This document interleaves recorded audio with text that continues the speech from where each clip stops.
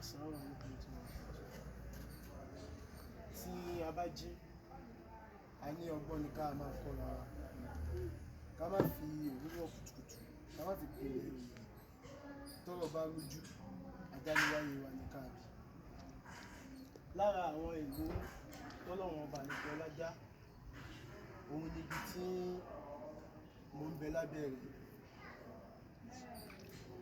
Àwọn kan máa ń pè ní igi láà, àwọn kan ń pè ní láàrá, àwọn kan ń pè ní láàrá, àwọn kan ń pè ní láà. Èyí tó bá ń pè lọ́dọ̀ tí orúkọ kọ́ ló mátà. Kí ni ìdánimọ̀ igi la mátà? Náà, a rí ewé láàrá yìí bí ó ṣe fẹ̀. Nínú ẹ̀kọ́, ewé tó bá dẹ̀ ti yàká báyìí, wọ́n á ṣiṣẹ́ fún arthritis àti rheumatism.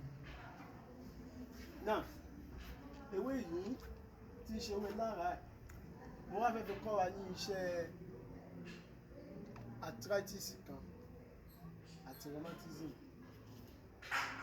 Àwọn tó yá sí pé joint máa ń ro àtàwọn tó yá sí pé inú egungun máa ń ro. Láàrá la rí, tí a bá já ewé ẹ̀ lọ́pọ̀, ká wá rí òrí original, tá bá já ewé ẹ̀ tá gún dáadáa, tá bá rí òrí original pẹ̀lú ògùn lọ́dọ̀ Ọlọ́run, kó tọ̀ ń pò mórí, kó fi máa wọ́ ara, kó fi máa wọ́ ara ní láà nìkan ṣoṣo, wípé kò ṣiṣẹ́ púpọ̀ fún àìsàn rẹ̀. Tá bá wo èso ẹ̀, èso ẹ̀ rí, èso ẹ̀ rí, àìkó dà kó lẹ́gùn. Èso ẹ̀ dà gẹ́gẹ́ bí ẹni tó bá máa ń wo blood vessel, báwọn ìrìn àjò àwọn ẹ̀jẹ̀ bọ́n ṣe máa ń rìn, bọ́n ṣe kóra jọ, òun bẹ́ẹ̀ ni èso ẹ̀ yìí ṣe rí. Àjàsí pé téèyàn bá fẹ́ lo èso ẹ̀ yìí, Ọlọ́run máa ń lò ó ní sábàbí dáadáa. Òun ni wọ́n ń pè ní castor. Castor ni, igi castor ni.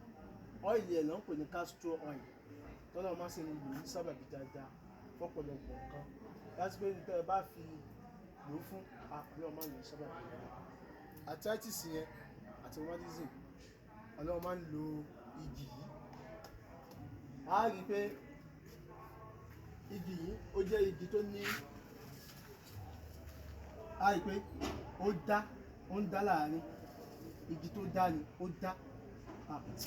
Ẹ̀kọ́ pọ̀ lórí ẹ̀, k'Ọlọ́run kó ṣe dáadáa fún wa. Jẹ́ bí ìyẹn ṣe jẹ́.